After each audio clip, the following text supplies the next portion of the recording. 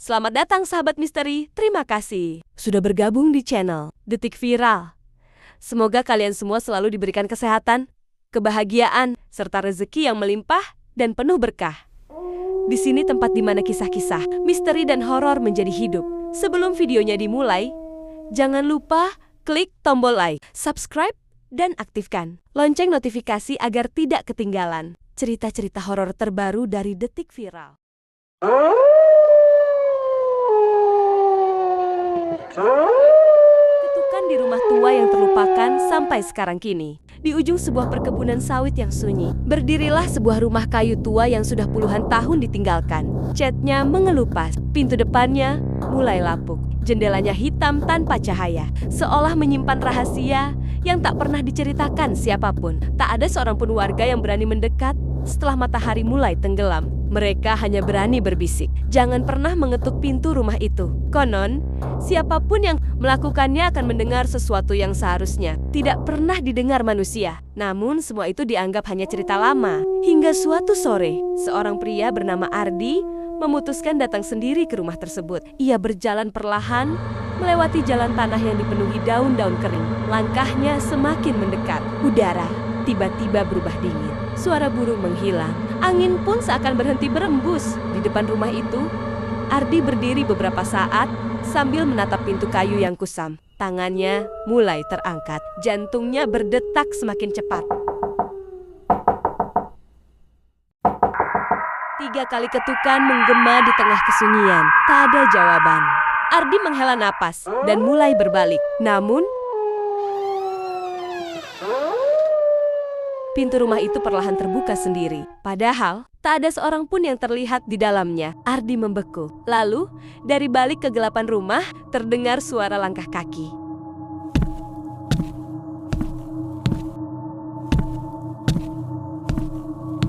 Semakin dekat, semakin dekat. Dan tepat saat langkah itu berhenti di balik pintu, Ardi tidak mampu menggerakkan tubuhnya. Matanya terpaku ke arah pintu yang kini terbuka perlahan. Di balik kegelapan rumah itu, terdengar suara langkah kaki.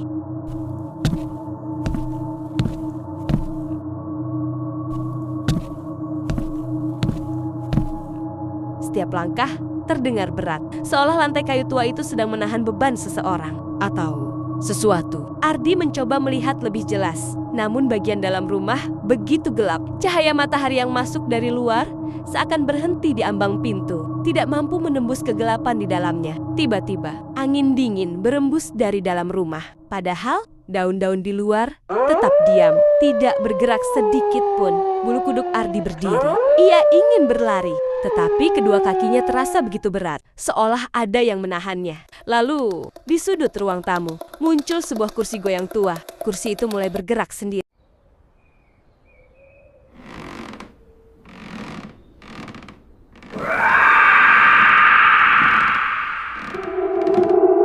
Perlahan maju, lalu mundur. Padahal tidak ada siapapun yang duduk di atasnya. Napas Ardi mulai memburu. Keringat dingin mengalir di pelipisnya. Saat ia hendak mundur, terdengar suara lirih dari arah belakang rumah. Suara seorang perempuan tua. "Kenapa kamu datang?" Ardi spontan menoleh.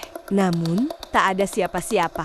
Ketika ia kembali menghadap ke pintu, jantungnya hampir berhenti. Di balik jendela yang tadi kosong, kini berdiri sesosok bayangan hitam. Diam, tidak bergerak, hanya menatap lurus ke arahnya. Tanpa mata, tanpa wajah yang jelas, hanya siluet gelap yang perlahan mengangkat satu tangan, seolah memberi isyarat agar Ardi tidak masuk ke dalam. Ardi harus memilih, melarikan diri atau melangkah masuk dan mengungkap rahasia rumah tua yang telah terkubur selama puluhan tahun. Ruang yang tak seharusnya ada. Dengan langkah yang masih gemetar, Ardi akhirnya memutuskan masuk ke dalam rumah tua itu.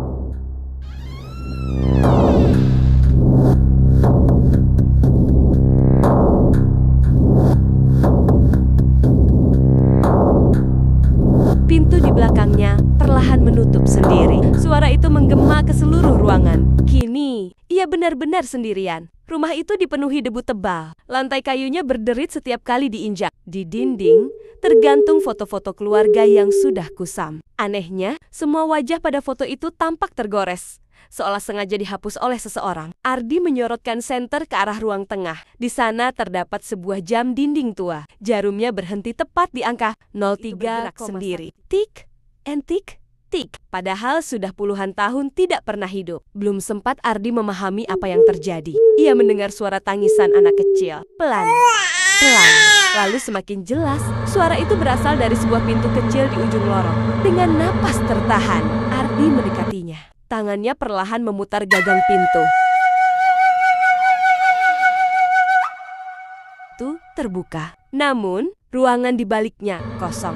Hanya ada sebuah kursi kayu tua. Di atas kursi itu, terdapat sebuah boneka lusuh yang penuh debu. Saat Ardi mengarahkan cahaya senter, boneka itu perlahan mengangkat kepalanya. Matanya yang hitam menatap lurus ke arah Ardi. Lalu terdengar suara berbisik. "Kamu datang terlambat." Seketika, lampu senter Ardi berkedip. Brett! Brett! Brett! Lalu padam. Ruangan kembali diselimuti kegelapan. Di tengah gelap gulita, Ardi merasakan ada seseorang berdiri tepat di belakangnya. Napas dingin menyentuh tengkuknya. Ia tidak berani menoleh. Namun, sebuah suara berat berbisik sangat pelan di telinganya. "Jangan pernah melihat ke belakang." Bisikan dari balik bahu. Dia memejamkan mata. Suara itu masih terdengar jelas di telinganya. "Jangan pernah melihat ke belakang." Napas dingin yang menyentuh tengkuknya semakin terasa. Ia menggenggam senter yang sudah mati. Tangannya gemetar. Keringat dingin membasahi dahinya. Keheningan memenuhi seluruh ruangan. Hanya terdengar detak jantungnya sendiri. Napas dingin itu menghilang. Ardi memberanikan diri melangkah maju. 1 langkah, 2 langkah, 3 langkah. Saat mencapai ujung lorong, terdengar suara pintu depan rumah terbanting. Ardi terkejut dan menoleh ke arah ruang tamu. Semua pintu dan jendela kini tertutup rapat. Tidak ada jalan keluar. Tiba-tiba, senter di tangannya menyala sendiri. Cahayanya menyorot sebuah tulisan merah di dinding. Tulisan itu tampak seperti baru saja dibuat. "Pergilah sebelum malam tiba." Belum sempat Ardi membaca lebih jelas. Tulisan itu perlahan menghilang, seolah tidak pernah ada. Lalu, dari lantai kayu terdengar suara ketukan.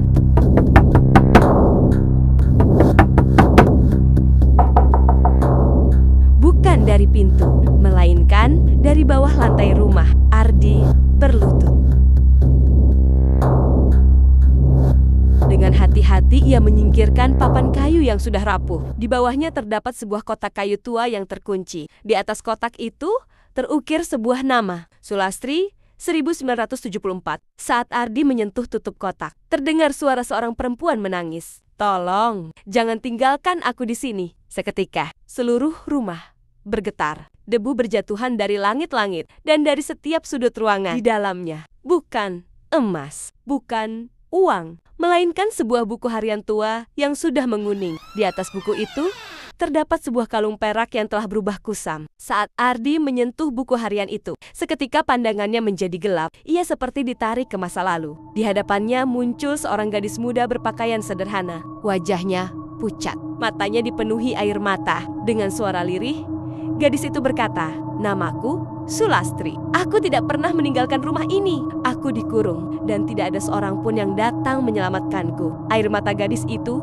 perlahan berubah menjadi darah yang menetes ke lantai. Tiba-tiba, semua bayangan hitam yang mengelilingi Ardi menundukkan kepala, seolah mereka sedang berkabung. Namun beberapa detik kemudian, Sulastri mengangkat wajahnya. Tatapannya berubah tajam. Senyumnya perlahan melebar, senyum yang tidak wajar. Dengan suara yang kini terdengar berat dan menyeramkan, ia berbisik, "Sekarang, kamu sudah mengetahui rahasiaku. Berarti, kamu tidak boleh keluar dari rumah ini." Mendadak, beraa utama terbanting keras. Semua jendela menutup sendiri, dan langkah kaki yang jauh lebih banyak mulai terdengar dari lantai atas. 1, 2, 5. 10. Puluhan langkah kaki berjalan perlahan menuju tangga. Lalu, semuanya berhenti bersamaan. Keheningan kembali menyelimuti rumah tua itu. Namun, Ardi sadar, ia tidak lagi sendirian.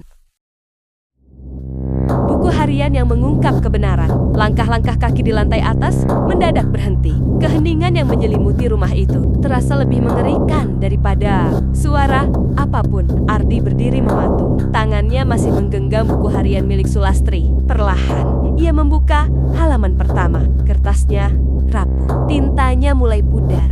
Namun tulisannya masih bisa dibaca. 17 Agustus tahun 1974. Ayah berkata, "Aku tidak boleh keluar rumah lagi," katanya. "Sesuatu sedang mencariku setiap malam." Ardi menelan ludah. Ia membalik ke halaman berikutnya.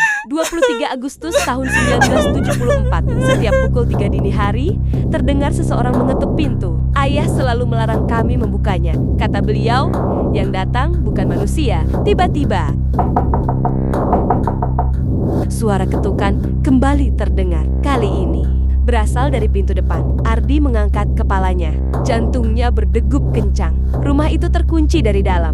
Lalu, siapa yang sedang mengetuk? Dengan napas tertahan, ia melanjutkan membaca. 30 Agustus tahun 1974. Ayah akhirnya membuka pintu itu. Sejak malam itu, beliau tidak pernah berbicara lagi. Angin dingin berembus melewati lorong. Halaman buku terbuka sendiri. Kini hanya ada satu kalimat yang ditulis dengan tinta merah. "Jangan biarkan dia masuk." Belum sempat Ardi menutup buku itu. "Bera A, K." Ketukan di pintu berubah menjadi hantaman keras. Seluruh dinding rumah bergetar. Debu berjatuhan dari langit-langit. Kemudian terdengar suara seorang pria tua dari luar rumah. "Tolong, bukakan pintunya. Saya tersesat." Suara itu terdengar lemah, penuh harap. Namun Ardi teringat isi buku harian. Yang datang bukan manusia. Beberapa detik kemudian, suara pria tua itu berubah. Semakin berat, semakin dalam. Lalu terdengar tawa pelan yang membuat bulu kuduk Ardi berdiri. Gagangan pintu mulai bergerak sendiri. Perlahan, seolah seseorang di luar sedang mencoba membukanya. Ardi mundur beberapa langkah. Saat itu juga, dari lantai atas, terdengar suara seorang anak kecil berlari. Langkahnya semakin cepat, turun melalui tangga, mendekat ke arah Ardi. Namun, tidak ada siapapun yang terlihat. Hanya suara langkah kaki yang berhenti tepat di belakangnya. Lalu, sebuah bisikan kecil terdengar di telinganya. "Kalau ingin selamat, jangan pernah buka pintu itu." Pintu yang memanggil nama Ardi. Narator. Ardi mematung. Bisikan anak kecil itu masih terngiang di telinganya. "Kalau ingin selamat, jangan pernah buka pintu itu." Ia mundur perlahan sambil memeluk buku harian Sulastri. Di luar, hantaman pada pintu berhenti mendadak. Rumah kembali sunyi. Kesunyian itu berlangsung beberapa detik. Lalu, terdengar suara yang sangat pelan. Bukan ketukan, bukan langkah kaki, melainkan seseorang memanggil namanya. "Ardi, Ardi." Suara itu terdengar seperti suara ibunya. Lembut, penuh kasih sayang. Ardi menahan napas. Mustahil. Ibunya telah meninggal bertahan-tahan yang lalu. Namun suara itu kembali terdengar. "Ardi, ibu di luar. Bukakan pintunya." Air mata Ardi hampir jatuh. Suara itu begitu nyata, begitu mirip. Tangannya perlahan terangkat menuju gagang pintu. Hanya tinggal beberapa sentimeter lagi. Tiba-tiba, buku harian di tangannya terbuka sendiri. Halamannya berputar cepat. "Us!" Lalu berhenti pada halaman terakhir. Di sana hanya ada satu kalimat. "Dia akan memakai suara orang yang paling kamu rindukan." Mata Ardi membelalak. Ia segera menarik tangannya menjauh dari pintu. Saat itu juga, suara lembut di luar berubah menjadi tawa mengerikan. Tawa itu bergema di seluruh rumah. Jendela bergetar, dinding kayu berderit, lantai berguncang. Kemudian terdengar suara retakan. Krek, salah satu jendela pecah dari luar. Angin dingin menerobos masuk. Di balik jendela yang pecah itu, berdiri sosok hitam yang sangat tinggi. Tubuhnya kurus. Lengannya menjuntai, hampir menyentuh tanah. Wajahnya tertutup bayangan, namun kedua matanya menyala merah dalam gelap. Makhluk itu perlahan mengangkat kepalanya, lalu berkata dengan suara berat, "Kalau pintunya tidak dibuka, aku akan masuk dengan caraku sendiri." Seketika, seluruh lampu senter padam. Rumah kembali tenggelam dalam kegelapan, dan terdengar suara langkah berat memasuki. Suara itu semakin dekat, hingga akhirnya berhenti. Tepat di depan Ardi itu berhenti, tepat di hadapan Ardi. Namun, saat senter yang mati itu tiba-tiba menyala kembali. Tidak ada siapapun di depannya. Ruangan kosong, hanya debu yang berterbangan. Ardi menghela napas panjang. Belum sempat rasa leganya muncul. Duk, terdengar satu hentakan keras dari lantai atas. Lalu, duk, duk, duk. Seperti seseorang sedang menyeret sesuatu yang sangat berat. Suara itu berasal dari loteng rumah. Ardi mengangkat senter. Perlahan ia menaiki tangga kayu yang sudah lapuk. Kriit, kriit, setiap anak tangga berbunyi nyaring. Semakin tinggi, ia melangkah. Udara semakin dingin. Napasnya mulai terlihat seperti embun. Sesampainya di depan pintu loteng, ia menemukan sebuah rantai tua yang sudah putus. Seolah seseorang baru saja membukanya. Ardi mendorong pintu itu. Krik! Ruangan loteng dipenuhi sarang laba-laba. Perabot tua berserakan. Di sudut ruangan terdapat sebuah lemari kayu besar. Pintunya sedikit terbuka. Dari dalam lemari terdengar suara pelan. "Tolong, jangan tinggalkan aku." Ardi mendekat dengan hati-hati. Tangannya perlahan membuka pintu lemari. Namun, lemari itu kosong. Hanya ada sebuah cermin tua yang retak. Saat Ardi menatap cermin, ia melihat bayangannya sendiri. Tetapi, bayangan itu tidak mengikuti gerakannya. Bayangan Ardi di dalam cermin tetap berdiri diam. Perlahan, bayangan itu tersenyum. Padahal Ardi sama sekali tidak tersenyum. Kemudian, bayangan itu mengangkat tangan, menunjuk ke belakang Ardi. Dengan jantung berdebar kencang, Ardi memberanikan diri menoleh.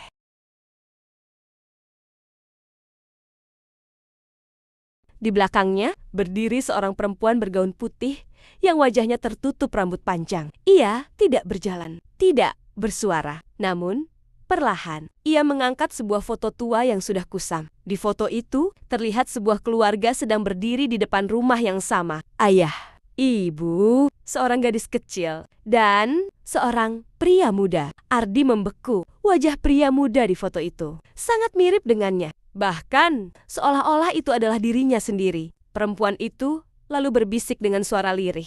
"Kamu akhirnya pulang." Seketika, seluruh loteng berguncang hebat. Pintu loteng menutup sendiri. Dan dari bawah rumah, terdengar puluhan suara mengetuk pintu secara bersamaan. Tok, tok, tok, tok. Suara ketukan itu semakin keras, semakin cepat, seolah seluruh penghuni rumah tua itu telah bangun. Penghuni terakhir rumah itu, Ardi, mundur selangkah. Tangannya masih menggenggam foto tua yang diberikan perempuan bergaun putih. Matanya tak lepas dari wajah pria muda di foto itu. Wajah yang begitu mirip dengannya, hampir tak ada perbedaan. Tiba-tiba, perempuan itu mengangkat telunjuknya. Perlahan, ia menunjuk ke arah sebuah pintu kecil di ujung loteng. Pintu itu nyaris tak terlihat karena tertutup debu dan sarang laba-laba. Di atas kusennya, tertulis sebuah kalimat yang telah memudar. "Jangan dibuka." Ardi mendekat. Setiap langkahnya membuat lantai kayu berderit. Kriit, kriit, saat tangannya menyentuh gagang pintu. Terdengar suara Sulastri. Kalau pintu itu terbuka, semua yang terkurung akan bebas. Ardi terdiam. Namun rasa ingin tahunya lebih kuat daripada rasa takut. Perlahan, ia memutar gagang pintu. Klik! Pintu terbuka sedikit. Hembusan udara yang sangat dingin langsung menerpa wajahnya. Ruangan di balik pintu itu sangat sempit. Di tengah ruangan berdiri sebuah kursi kayu tua. Di atas kursi terdapat sebuah kotak besi kecil. Ardi membukanya dengan hati-hati. Di dalamnya hanya ada selembar surat yang sudah menguning.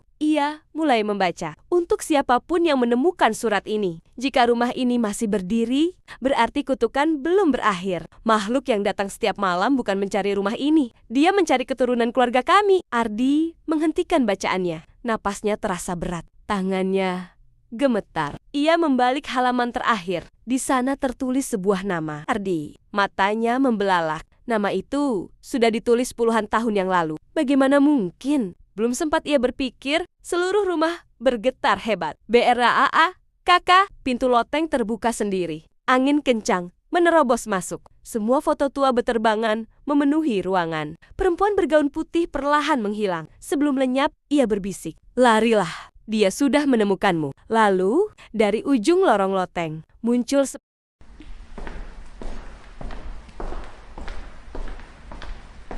sepasang mata merah menyala, disusul langkah kaki yang berat. Hitam itu perlahan keluar dari kegelapan. Tubuhnya hampir menyentuh langit-langit. Tangannya yang panjang menyeret lantai kayu. Namun kali ini, untuk pertama kalinya, Ardi dapat melihat wajahnya. Dan wajah itu adalah wajah Ardi sendiri. Dengan senyum yang dingin dan tatapan kosong, sosok itu berkata, "Aku sudah menunggumu selama 50 tahun. Bayangan yang mengambil wajah. Ardi terpaku. Sosok di hadapannya memiliki wajah yang sama persis dengannya. Setiap garis wajah, setiap tatapan, bahkan bekas luka kecil di pelipis kirinya. Semuanya sama. Perbedaannya hanya satu. Mata sosok itu menyala merah dalam kegelapan. Ia tersenyum pelan, senyum yang begitu dingin hingga membuat Ardi merinding. "Aku adalah bayangan yang seharusnya menjadi dirimu," katanya. "Selama puluhan tahun, aku terkurung di rumah ini. Dan kini, waktunya kita bertukar tempat." Belum sempat Ardi bergerak, sosok itu melangkah maju. Langkahnya membuat lantai loteng bergetar. Ardi berlari menuju tangga. Namun saat ia menuruni anak tangga pertama, tangga itu tiba-tiba runtuh. Ardi terjatuh ke ruang tengah. Debu memenuhi udara. Dengan tubuh yang masih kesakitan, ia bangkit dan berlari menuju pintu depan. Tangannya meraih gagang pintu. Diputar sekuat tenaga. Tetapi pintu itu tidak bergeming, seolah menyatu dengan dinding rumah. Di belakangnya, terdengar suara langkah yang semakin dekat. Dup, dup, dup. Ardi berbalik. Sosok berwajah dirinya kini berdiri di ujung lorong. Perlahan, ia mengangkat tangan. Seluruh foto tua yang tergantung di dinding mulai berjatuhan. Satu persatu, bingkainya pecah. Ardi melihat isi foto-foto itu berserakan di lantai. Namun, kali ini, semua foto memperlihatkan dirinya. Ada foto Ardi saat masih kecil, saat remaja, bahkan foto dirinya beberapa jam yang lalu ketika baru berjalan menuju rumah tua itu. Padahal, tidak ada siapapun yang memotretnya. Di balik salah satu foto terdapat sebuah tulisan tangan. "Setiap orang yang masuk ke rumah ini akan menjadi bagian dari rumah ini." Tiba-tiba, buku harian Sulastri yang masih berada di tangan Ardi memancarkan cahaya redup. Halamannya terbuka sendiri. Muncul tulisan yang sebelumnya tidak ada. "Masih ada satu jalan untuk memutus kutukan. Temukan ruang doa yang tersembunyi di bawah rumah sebelum tengah malam." Ardi menggenggam buku itu erat. Ia tahu harapannya belum hilang. Namun di belakangnya, sosok berwajah dirinya kembali berbisik. "Tidak ada seorang pun yang pernah berhasil keluar. Dan kamu akan menjadi penghuni terakhir rumah ini." Seketika, lantai kayu di bawah kaki Ardi mulai retak. Perlahan terbuka, membentuk sebuah lubang gelap yang menganga. Dari dalamnya, terdengar suara puluhan orang berdoa dengan lirih. Ardi menatap ke bawah. Ia sadar, jawaban dari semua misteri rumah tua itu mungkin tersembunyi di sana. Ruang doa di bawah rumah. Lantai kayu yang retak akhirnya ambruk, jatuh ke sebuah ruangan gelap di bawah rumah tua. Debu beterbangan. Tubuhnya terasa nyeri. Namun saat ia bangkit, ia melihat puluhan lilin kecil masih menyala, meski ruangan itu telah lama terlupakan. Di tengah ruangan berdiri sebuah meja kayu tua. Di atasnya terdapat sebuah kitab tua yang penuh debu. Di sampingnya, tergantung sebuah lonceng kuningan yang mulai berkarat. Suara doa yang tadi terdengar kini menghilang. Ruangan itu menjadi sangat sunyi. Ardi membuka kitab tua tersebut. Pada halaman pertama tertulis, rumah ini dibangun sebagai tempat perlindungan. Namun karena keserakahan manusia, perlindungan itu berubah menjadi penjara. Ardi membalik halaman berikutnya. Di sana tergambar denah rumah tua itu. Namun ada satu ruangan yang belum pernah ia lihat. Ruangan itu diberi tanda merah. Di bawah gambar tertulis, "Tempat segel terakhir." Tiba-tiba, kering terbuka sendiri. Langkah kaki berat terdengar menuruni tangga.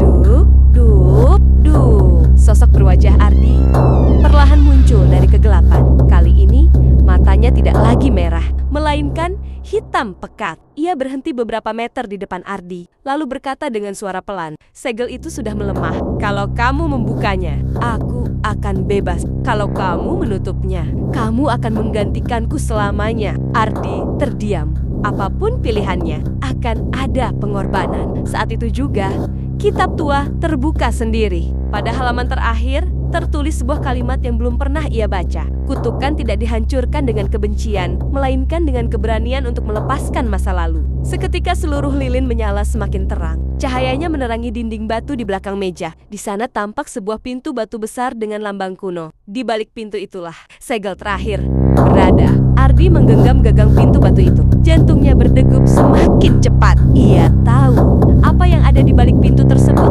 akan menentukan nasibnya dan nasib rumah tua itu untuk selamanya.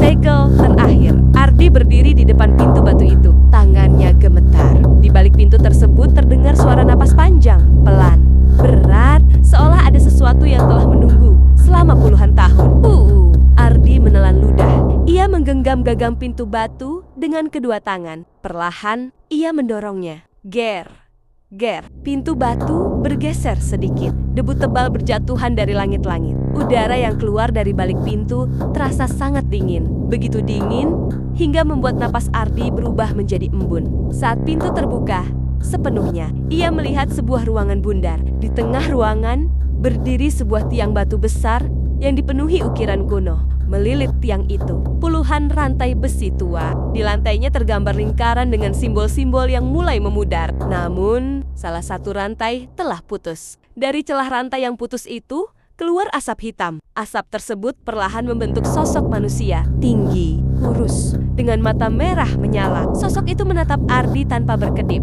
lalu berkata, "Akhirnya, segel ini melemah, dan kamu datang sebagai orang terakhir yang bisa menghentikanku." Tiba-tiba, semua suara itu bercampur menjadi satu, berusaha membuat Ardi berhenti membaca. Namun Ardi terus melanjutkan. Suaranya semakin lantang. Cahaya putih mulai memancar dari ukiran di tiang batu. Satu persatu rantai yang masih utuh bersinar terang. Sosok hitam itu menjerit semakin keras. Ia mencoba menerjang Ardi. Namun setiap kali mendekat, cahaya dari tiang batu mendorongnya kembali. Lalu terdengar suara Sulastri untuk terakhir kalinya.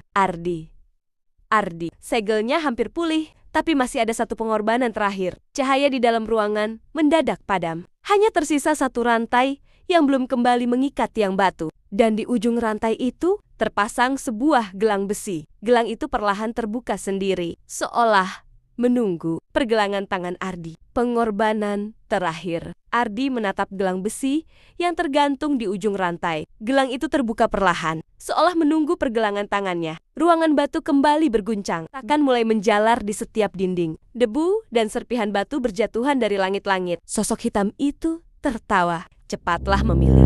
Kalau tidak, segelnya akan hancur selamanya. Ardi menutup mata. Ia teringat semua yang telah dilaluinya. Rumah tua, buku harian Sulastri, tangisan yang tak pernah berhenti. Semua penghuni yang seolah menunggu seseorang untuk mengakhiri penderitaan mereka. Perlahan, Ardi memasukkan tangan kanannya ke dalam gelang besi. Klik! Gelang itu langsung mengunci. Rantai-rantai di tiang batu bergetar. Cahaya putih memancar semakin terang. Namun, Ardi merasakan tenaganya seperti disedot. Napasnya menjadi berat. Tubuhnya melemah. Sosok hitam itu menjerit keras. Ia berusaha melepaskan diri dari cahaya yang mengikatnya. Asap hitam memenuhi ruangan, berputar semakin cepat. Lalu, suara Sulastri terdengar untuk terakhir kalinya. Terima kasih. Kini, kami bisa beristirahat dengan tenang. Satu persatu bayangan yang selama ini menghuni rumah tua mulai berubah menjadi cahaya kecil. Mereka tersenyum, kemudian menghilang ke dalam sinar yang memenuhi ruangan. Tangisan, bisikan, ketukan, pintu, semua lenyap. Rumah tua yang selama puluhan tahun dipenuhi teror akhirnya menjadi sunyi. Namun, saat Ardi mencoba melepaskan gelang itu, gelang tersebut tidak bisa dibuka. Ia menatap ke arah tiang batu. Di permukaannya, kini muncul sebuah ukiran baru. Penjaga segel. Di bawah tulisan itu, perlahan muncul satu nama. Ardi membeku. Ia menyadari satu hal. Kutukan memang telah berakhir. Tetapi, selalu harus ada seseorang yang menjaga agar segel itu tidak pernah terbuka lagi. Dan kini, penjaga itu adalah dirinya. Di atas rumah tua, fajar mulai menyingsing. Untuk pertama kalinya setelah puluhan tahun, burung-burung kembali berkicau. Angin berembus lembut. Rumah tua itu tampak damai. Namun jauh di dalam ruang batu, Ardi masih berdiri seorang diri, menjaga segel, menunggu. Entah penantian sampai Ardi kapan. Di dalam ruang batu, penjaga yang tak pernah pergi. Matahari terus terbit, lalu tenggelam. Musim berganti, hujan datang, kemudian kemarau. Namun, di dalam ruang batu yang tersembunyi, jauh di bawah rumah tua, Ardi masih berdiri. Gelang besi yang melingkari pergelangan tangannya tetap terkunci. Rantai-rantai kuno di tiang batu masih memancarkan cahaya redup. Tak ada jendela, tak ada pintu keluar, hanya suara tetesan air.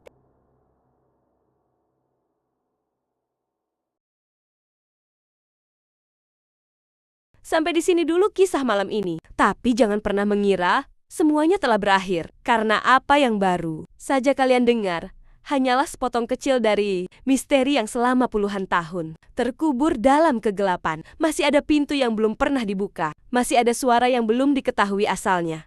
Dan masih ada seseorang yang mungkin belum benar-benar pergi. Lalu, Menurut kalian, apa yang sebenarnya terjadi pada keluarga yang menghilang puluhan tahun silam? Apakah mereka menjadi korban? Atau justru menyimpan rahasia yang belum pernah terungkap? Tulis teori kalian di kolom komentar. Teori yang paling menarik mungkin akan kami bahas di episode berikutnya. Jangan lupa like, subscribe, dan aktifkan lonceng notifikasi supaya kalian tidak ketinggalan kelanjutan kisah yang semakin mencekam ini. Sampai jumpa di part berikutnya. Ingat, tidak semua rumah tua itu kosong dan tidak semua misteri ingin ditemukan. Selamat malam. Jika kalian masih berani mendengarkan kisah berikutnya,